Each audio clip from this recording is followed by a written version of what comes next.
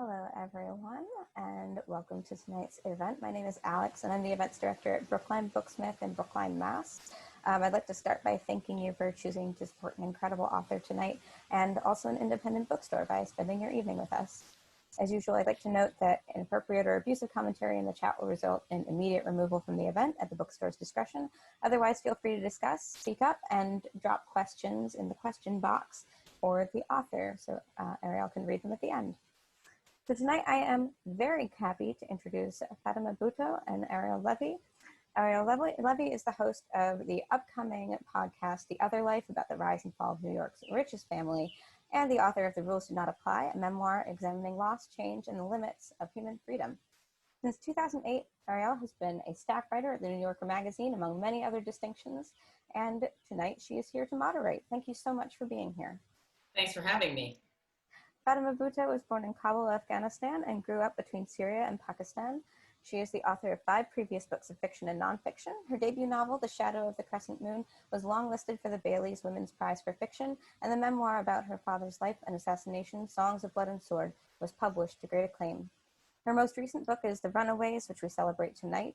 She graduated from Barnard with a degree in Middle Eastern Languages and Cultures and has a master's in South Asian Government and Politics from SOAS.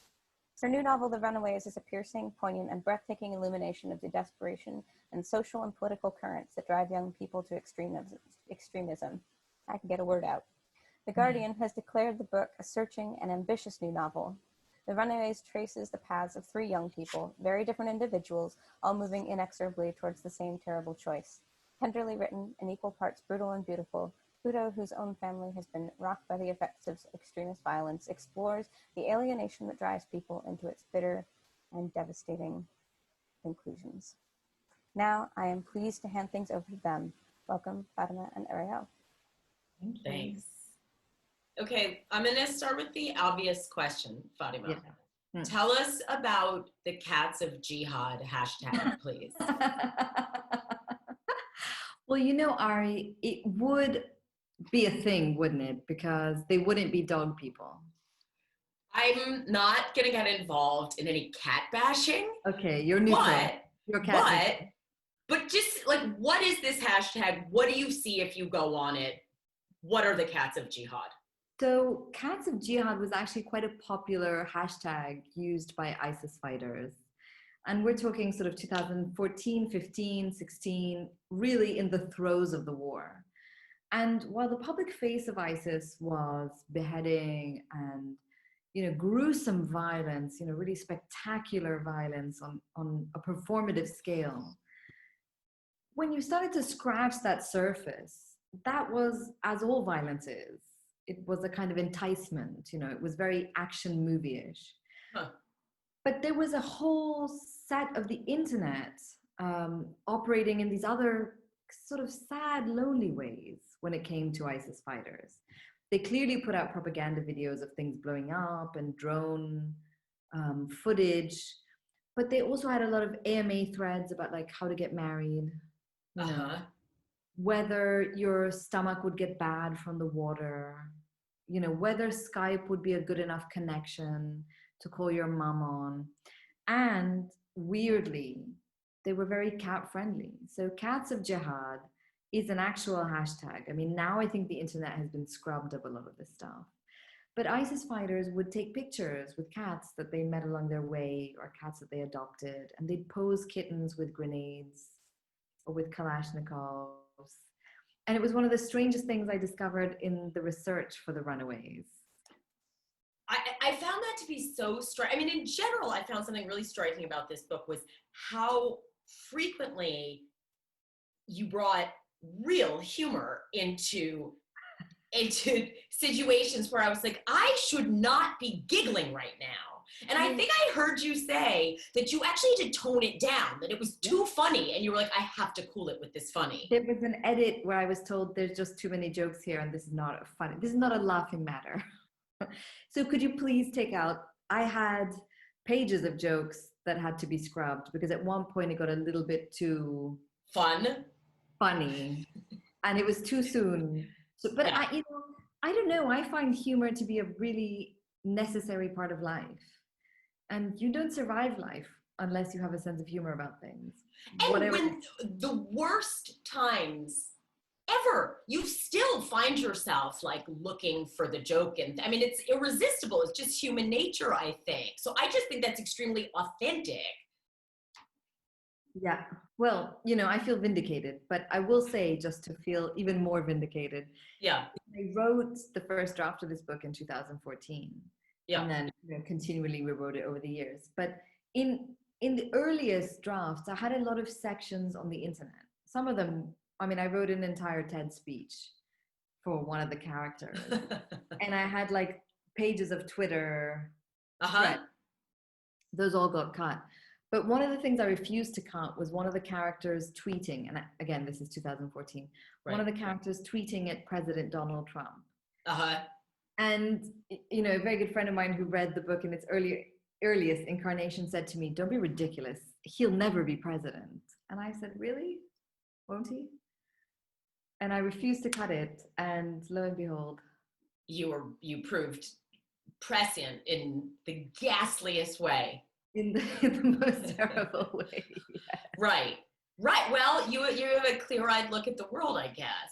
I mean, one of the things that I think is amusing, I mean, forgive me, but is that I know, because I've heard you talk about this before, that even friends of yours have sort of made you an unofficial spokesperson for Al-Qaeda, Osama bin Laden. Anytime anything happens that involves Islamic extremism, you've been elected as a roving ambassador.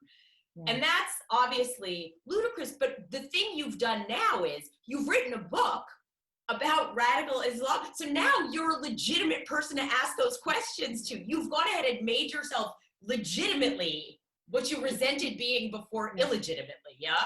I didn't think about that, obviously, when I decided to write the book. Yeah.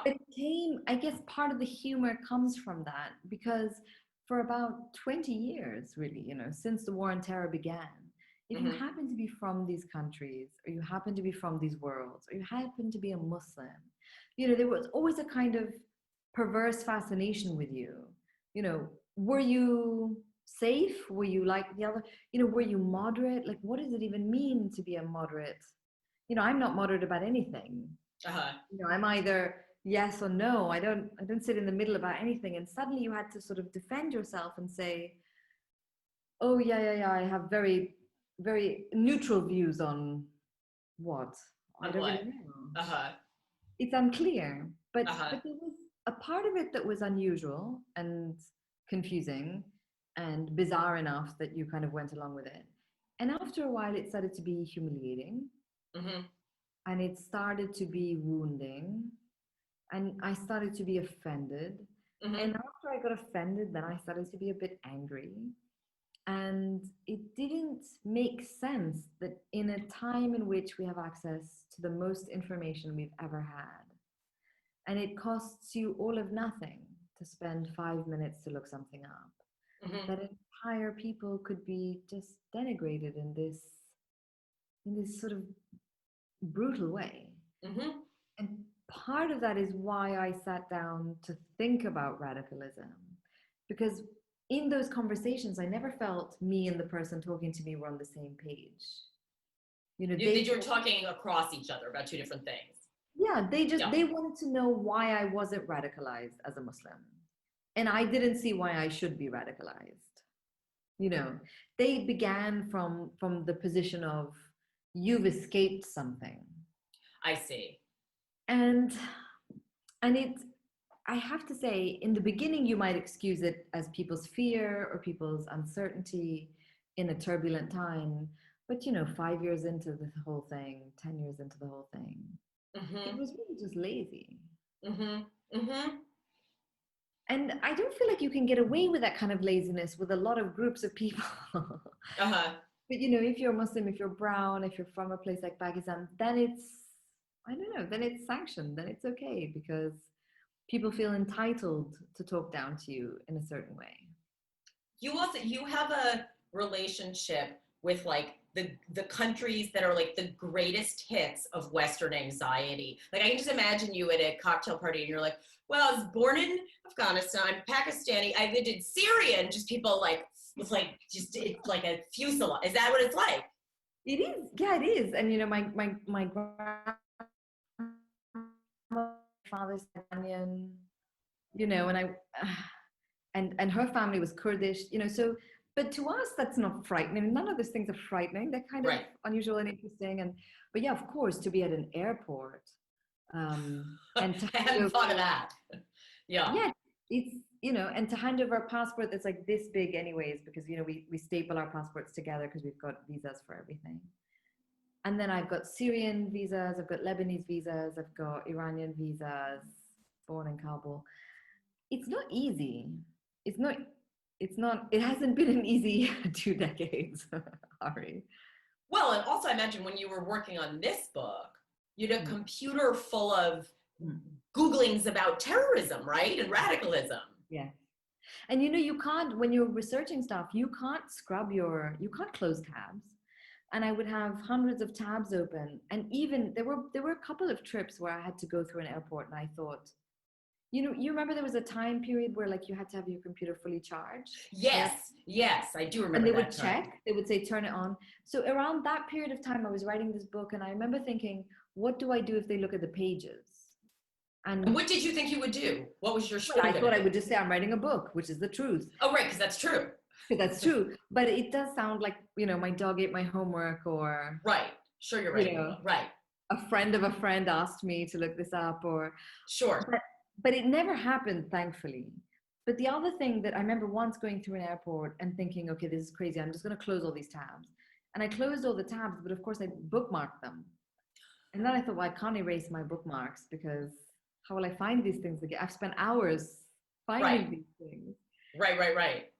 And the truth is that actually they didn't even need to see my tabs to be suspicious of me. They didn't need anything except just my name or my passport. And I just wrote this piece for LitHub where I spoke about going back to America after maybe 5 years I hadn't been in a while, and the Runaways had just come out in England and I was traveling to the States, and I had to clear immigration. And it's maybe you don't have to do it because you're a citizen, but if you're not a citizen, it's a really kind of uncomfortable process, because you surrender everything. They're opening pages in your notebooks, they're reading things in your wallet, and you feel sort of uncomfortable. And I get to the desk and the man asks me, what do you do? And I said, well, I'm a writer. And that usually leads to like 2 minutes of sort of friendly conversation, like, oh, writer. Right. What do you write? Have I read anything? And he just kind of looked down at his papers, and without a beat, he said, does your writing advocate violence? And I've traveled a lot and I've gone through a lot of airports, but I just wasn't prepared for that. And I was so hurt by the question, that I said, of course not. No. And then he kind of moved on and he asked me a bunch of other things. But, if he had asked me what The Runaways was about. Right. Well, let's talk about that for a minute, because one of the things I think is so fascinating is The Runaways, you're really probing, okay, let's look at these human beings as human beings, their lives. The same, we were kidding, but also what we were saying at the beginning. Here's a jihadi, he's taking a picture of himself with a cat. That's a human person. And you're going as a novelist into these people's heads, telling us what could happen in a person's life that would make that person a good target for radicalization. And the thing is, with these 3 characters, the answer is nothing too crazy, right? Anita Rose is dealing with poverty, but Monty's not. And Sonny's not. To me, they just seem like most teens who felt disaffected and like they yearned for a family other than the family they were born into and not appreciated. It just seemed like more or less the experience of being a young person, right? Wanting to be respected and acknowledged and valued. Sure. Yeah. But that's, to me, what's the most terrifying thing about radicalism is that there doesn't have to be a big spark. You don't have to be groomed for, years by some sophisticated, employer of all kinds of manipulations. I think you have to belong to a society that has no place for you. And if you don't see a place for yourself in your country or your community or your society, then you're going to be vulnerable to any vision that includes you. Sure. Whatever that vision is, especially if you're an alienated, lonely, angry young person. Which describes like most young people, I mean, to some extent. And then if you add to that a material reality of not belonging, of having extenuating circumstances through which the society articulates that you're not welcome, Exactly. And I think that the thing that the thing that people missed about ISIS, which was the most dangerous thing to miss, was that their messaging was incredibly seductive. And it was seductive not because it was backwards, which is how it was portrayed, but because it was strikingly modern. Say more about that. Well, it's an anti-national message. It basically, global message. it goes beyond identity. It goes beyond borders. It basically doesn't respect the nation state. It holds no truck for the nation state. And what it says is your nation state is a failure because your nation state is not able to encompass the difference within it. You're different, and they don't value you. They don't see you. They don't know what you can add to their society. So they cast you out. But don't you have something to say? You do. You have something to say. You have a lot to say. And you have a lot of opinions on what's right and what should be right in the world. Well, you know what? In our world, we're building a new kind of kingdom. And you will not be a subject. You'll be a kingmaker. And so we invite you to this new place where we are reshaping borders. You're happy in your small town? Well, we're making a caliphate. We're not going to be restricted to one village or one town. We're going to expand across the world. And we need thinkers to expand with us. And we need people who understand justice. And we need people who understand freedom. And we need people who understand righteousness. And if you're that kind of person, come and work with us. And, if you're a 19-year-old kid who has been ignored and talked down to all his life, how are you not going to be seduced by that? You are.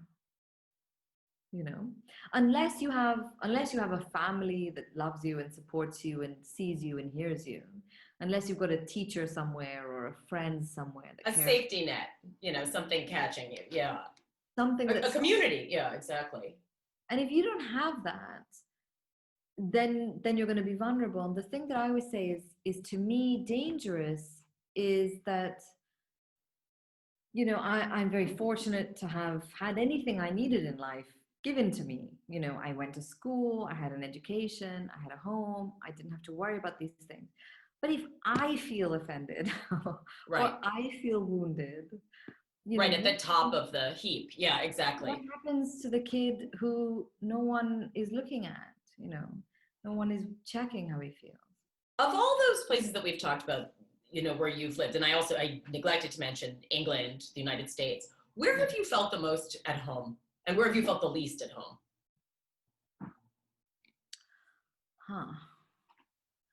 Well, romantically, because I grew up in the Middle East, because I grew up in Damascus, that was really the first home I knew. Mm-hmm.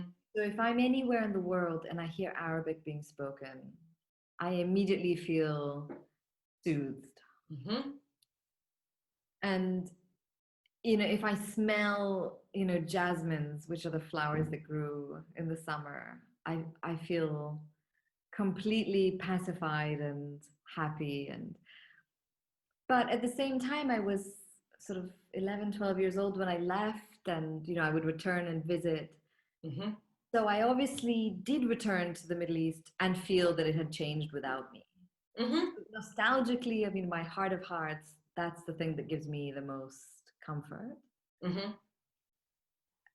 On the other hand, Pakistan is a place where I never felt I had to explain myself, where people just understood what I felt, and because they felt like I felt and they lived like I lived. And we worried about the same things, but it was a difficult place. It wasn't an easy place to live. And then on the other hand, when I was, in college in New York and London, I felt free. Right. I didn't feel like anyone was watching me or checking up on me, but I didn't feel like anyone understood the things that pained me.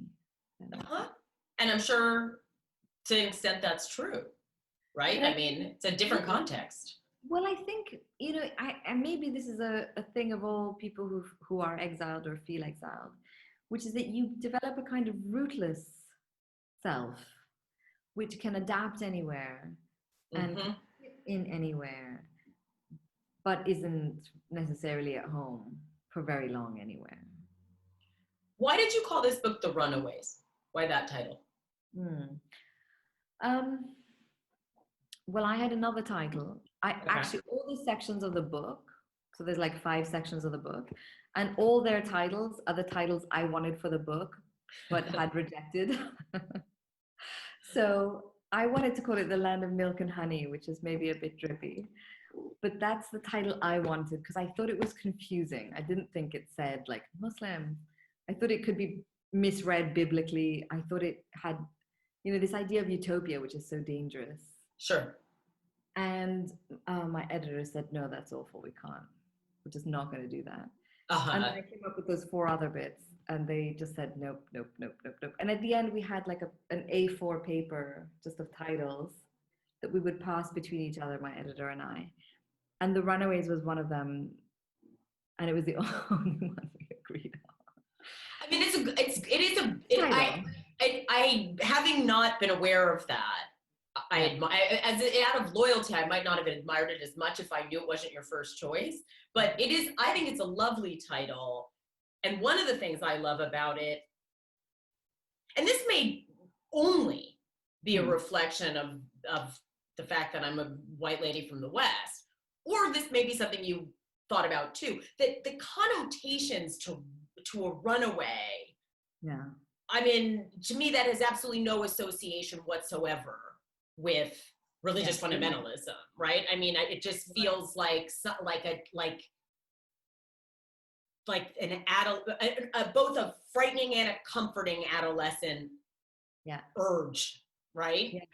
Yeah, and I think that's why we all kind of landed on The Runaways, because it spoke to the anxiety, the running away, the escaping, the wanting to remake yourself, the rebirthing. Sure.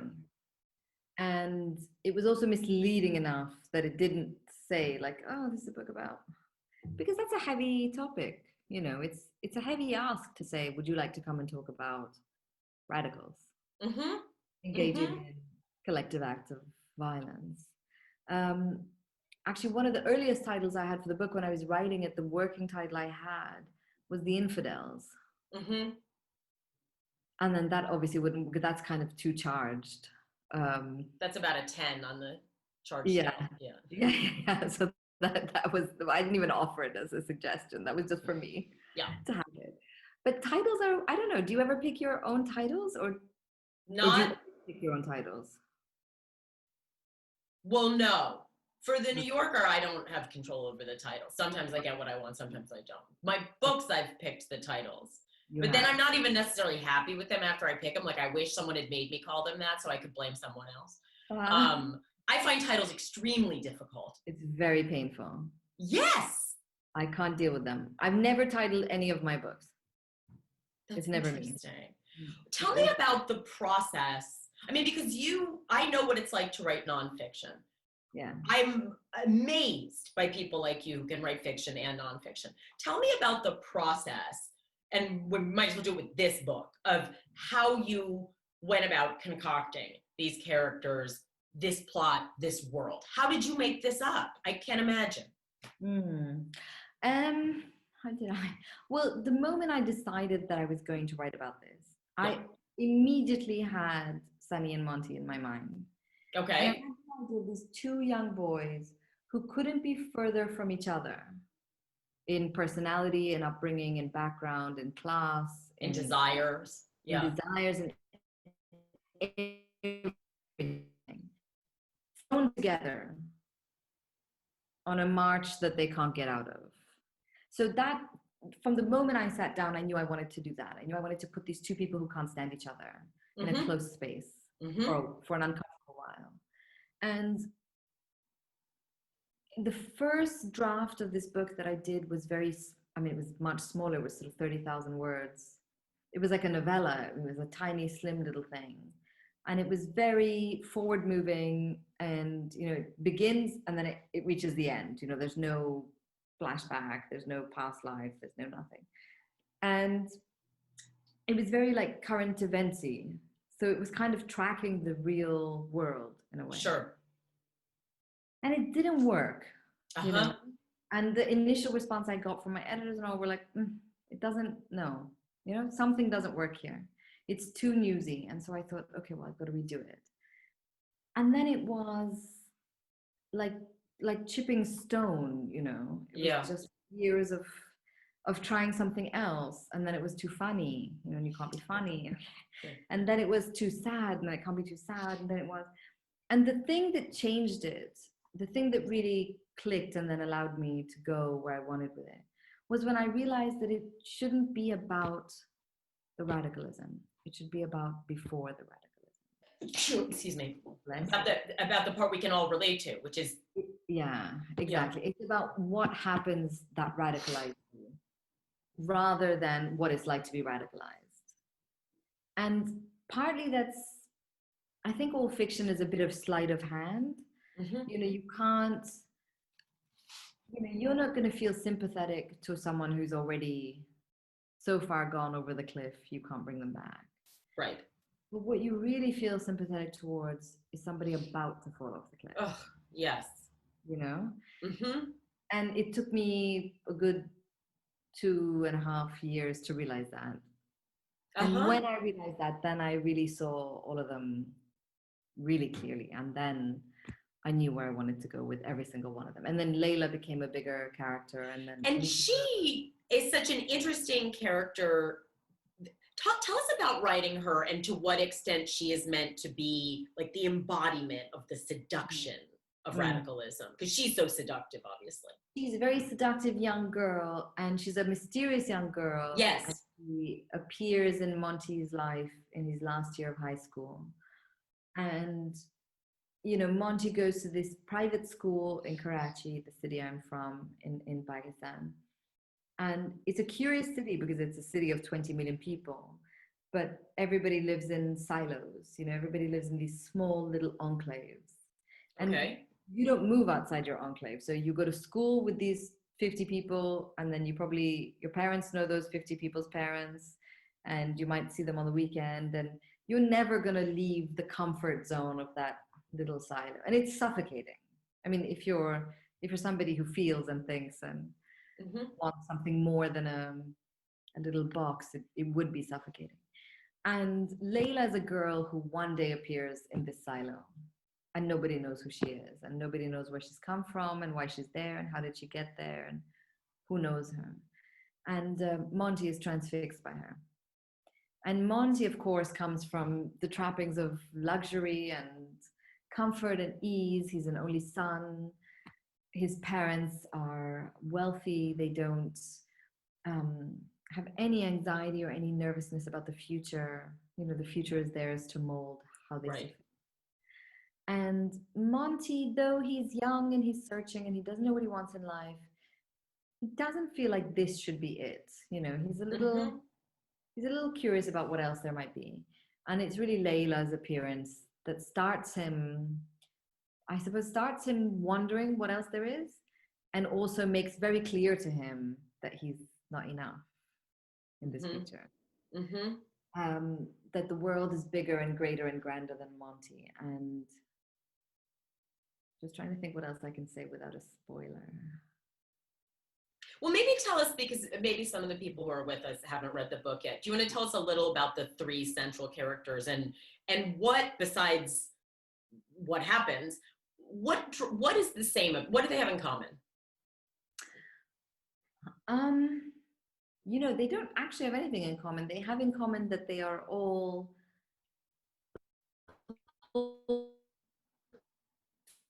a desert in Iraq. They were all swept up in a web of radicalization.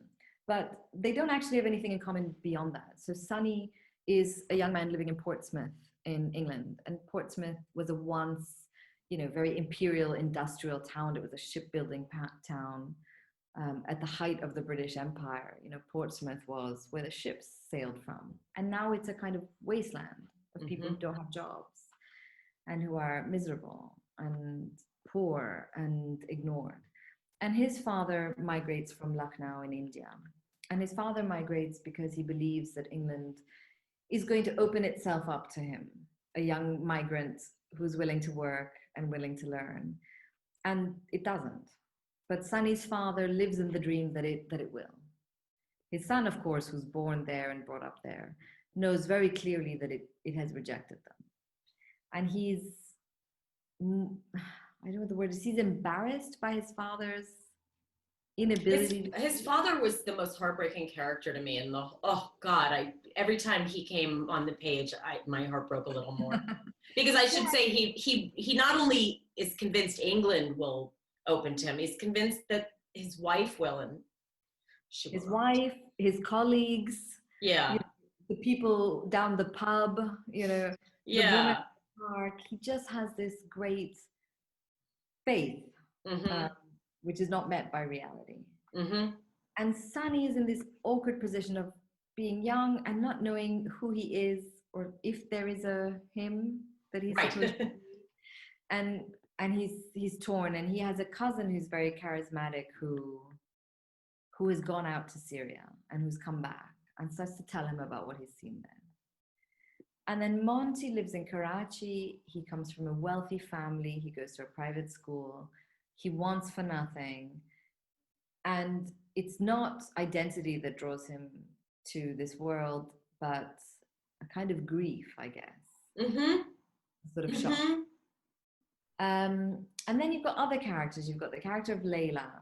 And you've got Anita Rose. And you've got Anita Rose. And Anita Rose is also from Karachi, but she doesn't live where Monty lives. She lives on the other side of town. She lives in a crowded slum.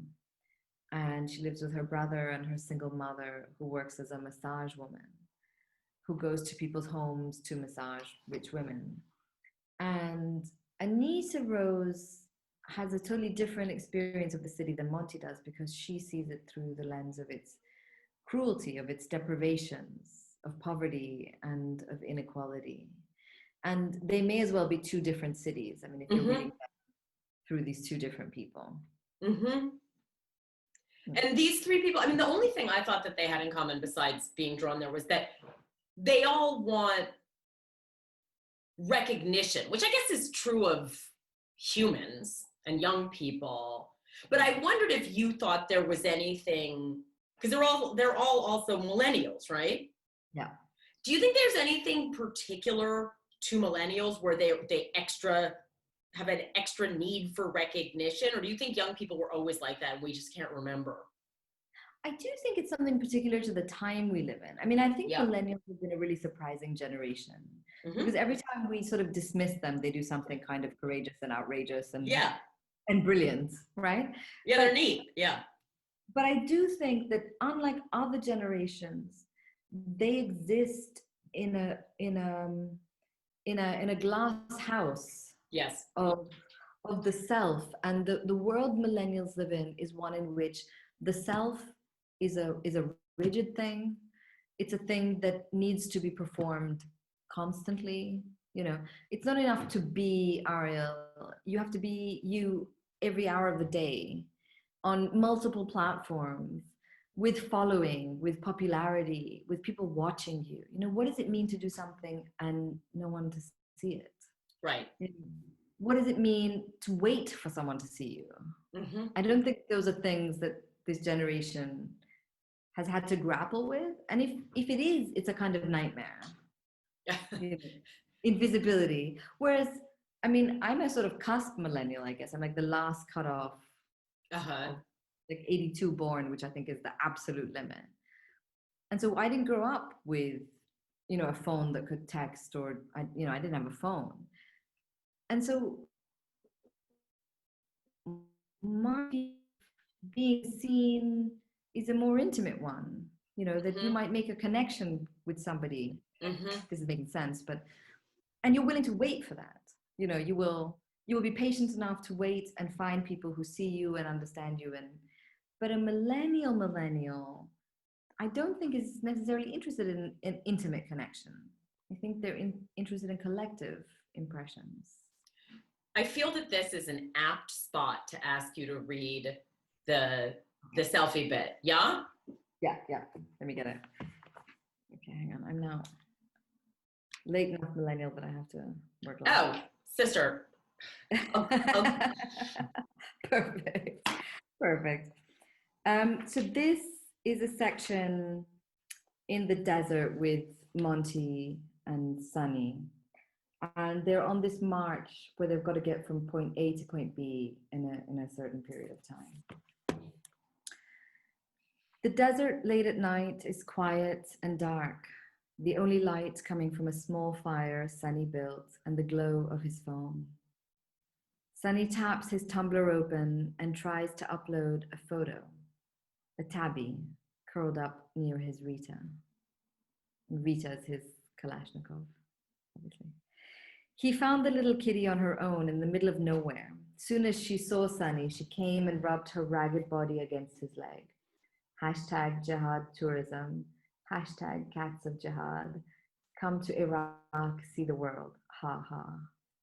But he's straining against this shit edge network, Iraq's internet connection like Chinese water torture. Sunny refreshes the page, refreshes the page, refreshes the page. In the time it's taken him to get back to Tumblr 4 minutes later, his photo's gotten reblogged and the like button is lit. 1 note, then 5, then 8. The only thing he has going for him since coming out here is that his socials have been ablaze. Whatever dead nerve endings Sunny has, whichever bits of him have gone numb, just got defibrillated and resuscitated, resurrected. He was about to become an influencer. Sunny clicks on the notes. Man, I wish I was a warrior out there too, fighting the crimes against my people. Inshallah, brother, you should make the journey, he types back, feeling fresh and generous. Bismillah, a bunch of girls write, presumably about the cat. Loads of smiley faces with hearts popping out of their eyes. Your photos are sick. Love them. Love Jihad, subhanallah. Thanks, bruv. All is thanks to him.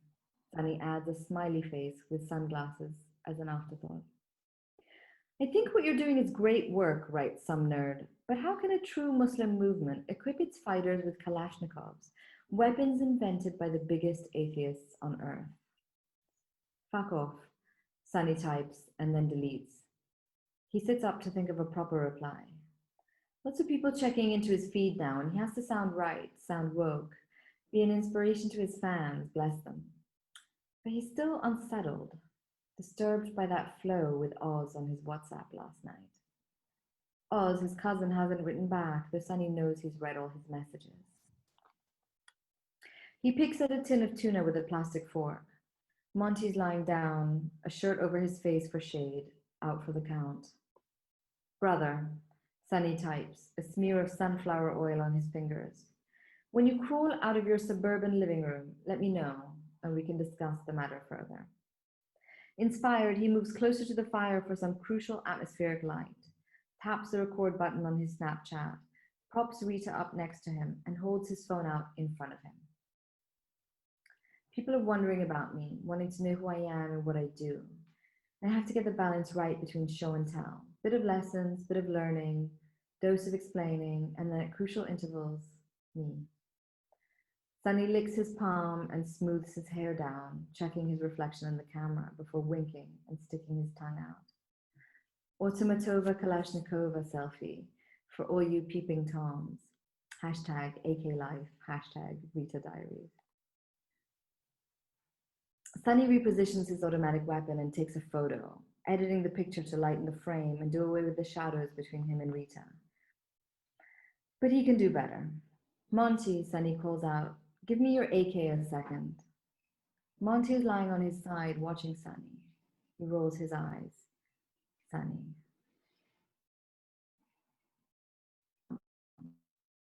I want nothing. Sunny stands up and looks for something to lean against, a rock or something. It's part of the battle, Monty. Just grow up already and give me the AK. Monty trudges towards Sunny and slips his machine gun off his shoulder. How are selfies a part of the battle? He asks wearily. Sunny straps Rita over his left shoulder and hitches Monty's AK onto his right. Ever heard of propaganda, Monty? Could we go 1 hump minute without you complaining? Monty turns away as though he's giving Sunny space to do his thing, pretending like he hasn't heard him. And Sunny rests the butts of the machine guns on his hips and holds the magazines in his hands, tilting his chin up. Shoot me standing, he says, scowling. Hold your phone up with the flashlight on so we don't got to use the flash. Monty bends down and picks up Sunny's phone. He clicks a photo. Again, take a close-up. Sunny scrunches his nose and clenches his teeth so it looks like he's growling. Monty turns the camera phone sideways and half-heartedly clicks another shot. Sunny thinks about loading the AK photo onto Facebook for a moment, just to add some new followers, just to show Oz how he's flying out there. But still, it burns. Something doesn't sit right. Sunny closes the app and returns to Tumblr. Before Monty starts moaning in his sleep again, Rita and he have another 45 likes. The writing is so lovely. This book is so lovely. Like, you would never know that it took you years of hacking it. And I mean, it's just a lovely piece of writing. And the last thing I want to ask you about is, I've heard you say that you assumed as a kid that you were going to go into politics. Yeah. I'd love to hear a little bit about, first of all, that. I mean, what was it like to think as a child, I'm gonna do that. I'm gonna be what did that feel like? What did that mean to you? Well, I guess I always had two things. I mean, as a kid, I always loved books and I loved reading and I loved writing. And it was always in a way, if I had been left to my own devices, I suppose I would have thought of it as an option. But because I grew up in this environment where even if no one said it to me, I felt people wanted something from me. It never occurred to me that it could be an option. And I did always think that I would go into politics. So, when you say people wanted something from you, they wanted that. Their expectation was that you would get into the family business. Yeah, because even when people would see you as kids, they wouldn't see you as like a kid. They'd see you as like a future somebody. A potential, A potential somebody. And it was very loving. I mean, in a lot of ways, it was very warm and very tender, but it was still, there. It was still there. And I did until I was in college. I mean, even while I was in college, I used to think like, oh, I better do this now because I won't be able to do it later, Oh, I should live now because I won't be able to later when I have to. And so I guess it was always in the back of my mind. And then at some point I just decided, actually, no. Every time I tried to avoid writing, it found me somewhere else. Was there, so when you say that at some point you just sort of decided, no, this is who I am. I'm a writer. This is what I do. Yeah. Do you remember, like, was there a catalyst? Was there something that tipped you or no? Yeah, there were a few things, I remember it was an election year in Pakistan, and I had been campaigning, and I'd campaigned since I was a child. I was sort of, must have been 7 years old when I went on my first campaign, and I was campaigning, and I remember there was a moment where it was a very tumultuous year in Pakistan, and all kinds of things were just being unsettled and resettled. And I remember one day speaking to people in a marketplace, and they said one thing, and the next day I went back and they said another thing. And I remember that one of the people we were talking about was one of the people I felt was involved in my father's murder. And I remember thinking, I'm not going to give up my life for people who can switch, for people who can switch how they feel about murder. And so I decided kind of in anger and thought, I'm not doing this. I'm not doing it, forget it. By that point, I was already writing, however. I was writing a newspaper column for a Pakistani paper. And I'd already started working on a proposal for a book. I mean, a book I didn't end up doing. I did another book instead. But at that point, I remember thinking, no, like this doesn't. I am a radical in my own way. I mean, I'm a purist about certain things.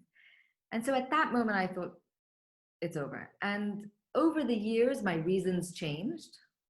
You know, I softened, I was less upset, I was, more forgiving, all these other things.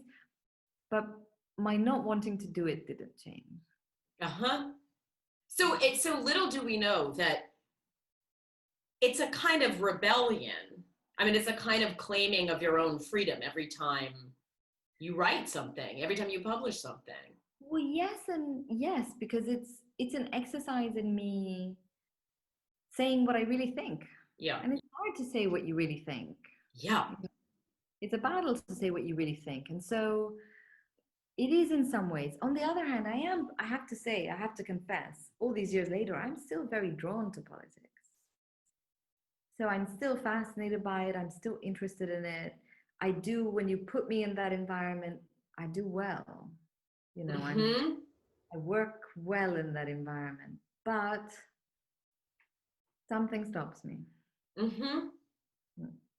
Well, look, who knows what the future is going to hold. I, for one, am very glad that you have at least been a full-time writer long enough to give us these books, because this one in particular is just exquisite. And you feel that way too, that this book is like the book of your heart, right? Yeah. It's an exquisite book. Does it feel like it was worth the years of work? It was absolutely worth it. And it was a book that caused me a suffering I never felt for work before, because it meant so much to me to get it right. And I couldn't put it down. I couldn't abandon it, I was so swept up in it. And so it's a book I love because it really tested me. It pushed me to work harder than I thought I could work. And so much of me is in it. I don't know, maybe all books are like that? I don't know. I've only read one more than others, though. Yeah. Well, it's a beautiful book, and congratulations on. I know it's like you're being congratulated for something you wrote many years ago, but it's still yours. It still came out of you. It's still nice. We have more comments than questions from the panelists. I'll just give you some of the comments before we shut it down. One is, I still believe in saying Pakistan and America share one heart for two countries. It's the people, it's you, your family. Thank you. The power of ethics would be valuable. Okay? Ethics is always valuable. Ethics tends to be very valuable.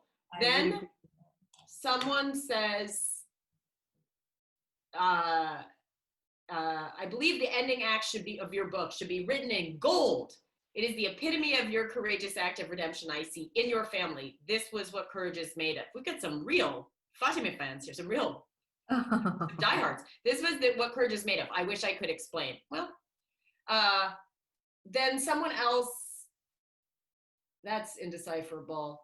Oh, and someone said, I'm honored to have met your family briefly here in Massachusetts, and no words to express the precious moments of this time to see you and experience your work, and your brothers also. So we got some serious fans in the house, and I hope everyone's enjoyed their time with Fatima as much as I have. And that's Thank you. What we got. Yeah, my pleasure.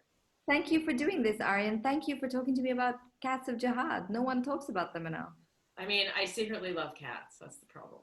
Oh, you're a cat person. Okay, so that I totally went off on the wrong foot. Person. I love dogs too. I love animals, but I may or may not have two cats.